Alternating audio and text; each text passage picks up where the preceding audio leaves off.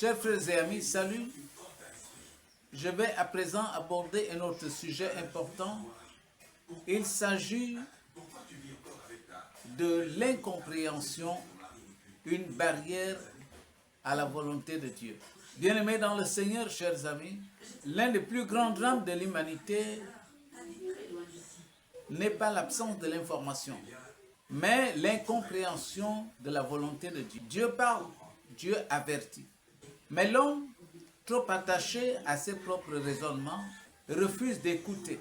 Alors que Dieu veut sauver, l'homme attire la destruction sur lui-même. Aujourd'hui, je veux nous rappeler que l'incompréhension n'est pas un simple malentendu. C'est une barrière spirituelle. Et si on ne fait pas attention, on peut manquer la visitation de Dieu. Regardons premièrement l'exemple du prophète Jérémie avec le peuple de Juda. Dans Jérémie chapitre 27, versets 6 à 8. Dieu envoie son serviteur conseiller le peuple de Juda. Soumettez-vous au roi de Babylone, car c'est ma volonté. Parfois, la parole de Dieu ne correspond pas souvent à ce que nous voulons entendre. Au lieu d'écouter, le peuple a traité Jérémie de traître, préférant écouter les faux prophètes qui leur promettaient une délivrance facile. Mais la ville de Jérusalem fut détruite, le temple brûlé et le peuple déporté. Chers frères et amis, dès qu'on rejette le conseil de Dieu, on ouvre la porte à la destruction. Je vais donner un autre exemple.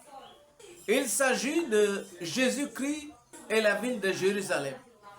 Dans Luc chapitre 19, versets 41 à 44.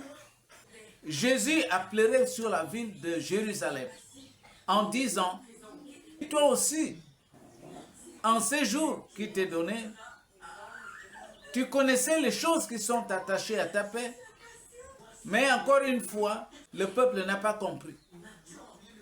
Au lieu de se soumettre à César, ils se sont levés pour résister par les armes. Le général Titus fut contraint de détruire la ville, brûler le temple, et une grande dispersion s'ensuivit, comme Jésus l'avait prédit. Chers frères et amis, considérez à quel point l'incompréhension peut aveugler les yeux sur la vérité et ouvrir la porte au désastre. Comme je le disais en introduction, l'incompréhension est une barrière spirituelle. Ne pensons pas que c'est une question d'intelligence. Non. Les sages et les savants de ce monde n'ont pas compris les voies de Dieu. Il faut une oreille spirituelle ouverte. Retenez qu'à chaque fois que l'on résiste à la volonté de Dieu, on retarde non seulement l'accomplissement du plan divin, mais on s'expose également à des combats inutiles. Que faire alors? Apprenons à écouter la voix de Dieu, même quand elle nous bouscule. Obéissons, car l'obéissance vaut mieux que les sacrifices. Celui qui s'aligne avec la volonté divine marche dans la paix. Dieu ne nous demande pas toujours ce qui nous plaît, mais ce qui nous sauve. En conclusion, bien-aimés dans le Seigneur, chers amis, l'histoire se répète. Au temps du prophète Jérémie, le peuple n'a pas compris. Au temps de Jésus, le peuple n'a pas compris. Aujourd'hui encore, beaucoup ne comprennent pas les voies de Dieu. Mais vous et moi, nous avons la grâce. Dieu nous avertit. Allons-nous rester sourds? Allons-nous résister? Ou allons-nous obéir pour vivre? Prions pour recevoir un cœur sensible. Demandons à Dieu de nous délivrer de l'esprit de l'incompréhension.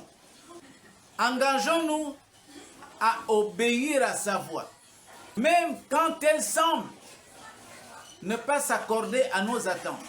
Souvenez-vous, ce que Dieu dit, il l'accomplit. Celui qui se soumet à Dieu ne sera jamais confus. Je vous donne rendez-vous pour le prochain sujet. À bientôt si Dieu le veut.